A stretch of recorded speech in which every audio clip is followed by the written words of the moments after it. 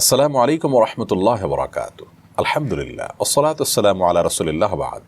সুপ্রিয় দর্শক, নবী করিম সাল্লাল্লাহু আলাইহি ওয়াসাল্লামের প্রতি দুরূদ প্রেরণ করা এটি আল্লাহর পক্ষ থেকে রহমত পাওয়ার সবচেয়ে বড় মাধ্যমগুলোর মধ্যে একটি।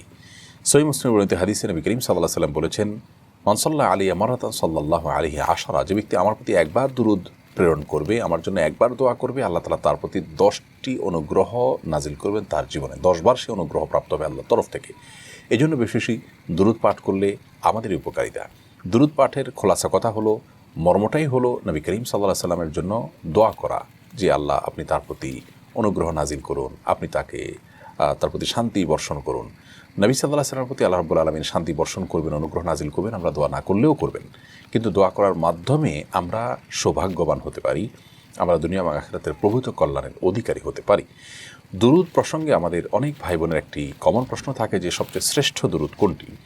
আমাদের সমাজে অনেক রকমের দুরূদের কথা আমরা শুনি, যেমন দুরূদে হাজারি, দুরূদে লাখি, দুরূদে দুনাজ্জিনা, দুরূদে নারিয়া, আরও অনেক দুরূদের কথা আমরা জানি।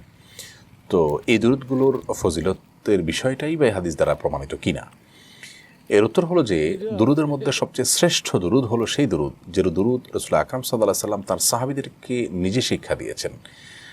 এ বিষয়ে হাফেজ ইবনে হাজার আসকালানী রাহিমাহুল্লাহ বলেছেন যে দুরূদটি নবী করিম সাল্লাল্লাহু আলাইহি সাল্লাম নিজে সাহাবীদেরকে শিক্ষা দিয়েছেন, নিজের জন্য নির্বাচন করেছেন, সেটা যে আমাদের জন্য শ্রেষ্ঠ হবে দুরূদের মধ্যে, সেটা আর বলার অপেক্ষা রাখে না। আর সেই দুরূদটা হলো ওই দুরূদ যে দুরূদ আমরা নামাজের মধ্যে পড়ে থাকি শেষ বৈঠকে, আল্লাহুম্মা সাল্লি আলা মুহাম্মদ ওয়া আলা আলি মুহাম্মদ কামা সাল্লাইতা আলা ইব্রাহিম ওয়া আলা আলি ইব্রাহিম ইন্নাকা হামিদুম মাজিদ, আল্লাহুম্মা বারিক আলা মুহাম্মদ ওয়া আলা আলি মুহাম্মদ কামা বারাকতা আলা ইব্রাহিম ওয়া আলা আলি ইব্রাহিম ইন্নাকা হামিদুম মাজিদ। এই দুরূদ ইব্রাহিম যেটা নামাজের মধ্যে আমরা পাঠ করে থাকি, এটার ভাষ্যের মধ্যে কিছুটা হেরফের আছে, এক একটাতে এক এক রকম আছে, কয়েক রকমের হাদিস আছে, সবগুলোই বিশুদ্ধতার মানদণ্ডে উত্তীর্ণ। আমাদের দেশে যেভাবে আমরা দুরূদ ইব্রাহিম পাঠ করি, এই ফরম্যাটটাও বিশুদ্ধ হাদিস দ্বারা প্রমাণিত। খোলাসা কথা হলো, এই দুরূদটা অর্থাৎ দুরূদ ইব্রাহিম, এটা নবী করিম সাল্লাল্লাহু আলাইহি সাল্লাম সাহাবীদেরকে শিক্ষা দিয়েছেন। এই জন্য এই দুরূদটা হলো দুরূদের জগতের সবচেয়ে শ্রেষ্ঠ দুরূদ।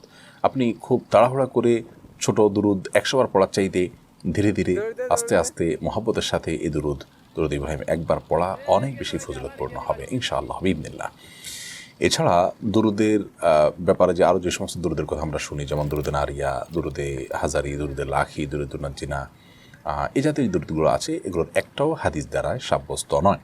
এই দুরূদগুলোর বিশেষ বিশেষ ফজিলতের কথা আমরা জানি যে অমুক দুরূদ এতবার পাঠ করলে এই সওয়াব হবে, ওই লাভ হবে, এগুলো একেবারেই আমাদের নিজস্ব ভাবনা, নিজস্ব ধারণা, কারণ হাদিস থেকে এর কোনো ভিত্তি পাওয়া যায় না।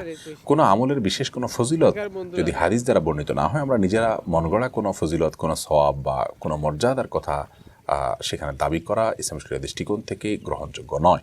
এই দুরূদগুলোর কথার মধ্যে যদি আপত্তিকর কিছু না থাকে, সেগুলো আমরা পড়তে পারি, সেটা মুবাহ মাত্র। তবে এই দুরূদগুলোর কোনোটির কথার মধ্যে এমনও আছে যে দুরূদের মূল অর্থ হলো যেখানে নবী করিম সাল্লাল্লাহু আলাইহি ওয়াসাল্লামের জন্য দোয়া করা, সেখানে দেখা যায় যে তথাকথিত এই অনেক দুরূদ আছে যে দুরূদের গোটা দুরূদ জুড়ে যা বলা হয়েছে বিশাল কলেবরের দুরূদ, তার মধ্যে একবার নবী করিম সাল্লাল্লাহু আলাইহি ওয়াসাল্লামের জন্য দোয়ার কথাটা উল্লেখই নেই, শুধুমাত্র তার ব্যাপারে প্রশংসা মাখা কিছু কথা বলা আছে।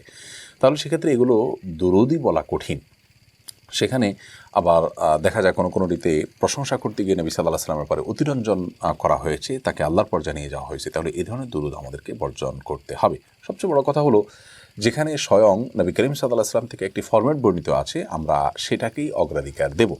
আর নিজেদের সুবিধা অনুযায়ী আমরা নিজেদের মাতৃভাষায়ও যদি আল্লাহর নবীর জন্য দোয়া করি, অথবা আপনার অন্য কোনো আরবিতে নিজেদের মতো করে কোনো দোয়া আমরা তৈরি করি, তার জন্য বলি, তাতে দুরূদ পাঠের যে ফজিলত এবং সওয়াব সেটা আমরা লাভ করব। কিন্তু শ্রেষ্ঠ দুরূদ হবে সেটি যেটি নবী করিম সাল্লাল্লাহু আলাইহি ওয়াসাল্লাম পাঠ করেছেন। আর দুরূদের মধ্যে সবচেয়ে সংক্ষিপ্ত ভার্সন হলো সাল্লাল্লাহু আলাইহি ওয়াসাল্লাম। খুব সংক্ষেপে আমরা এটি বলতে পারি। দুরূদের আমলটি এত গুরুত্বপূর্ণ যে এটি যাতে সহজ হয়, সেজন্য দুরূদ পাঠের জন্য অজু শর্ত নয়। যদি কারোর অজু না থাকে, সে অবস্থা দুরূদ পাঠ করলেও তিনি সওয়াব পাবেন। চলতে ফিরতে, উঠতে বসতে, এমনকি শুয়ে শুয়ে দুরূদ পাঠ করা যায়। আল্লাহ রাব্বুল আলামিন তার হাবিব সাল্লাল্লাহু আলাইহি ওয়াসাল্লামের প্রতি দুরূদ পাঠের এই আমলটিকে আমাদেরকে যথাযথভাবে গুরুত্বের সাথে আমাদের জীবনে অধিক পরিমাণে করার তৌফিক দান করুন। আসসালামু আলাইকুম ওয়া রাহমাতুল্লাহি ওয়া বারাকাতুহু।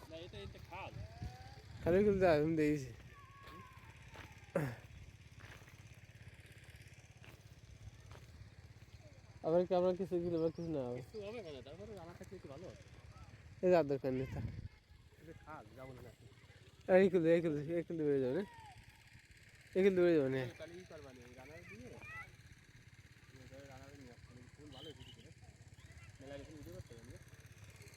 তো হয়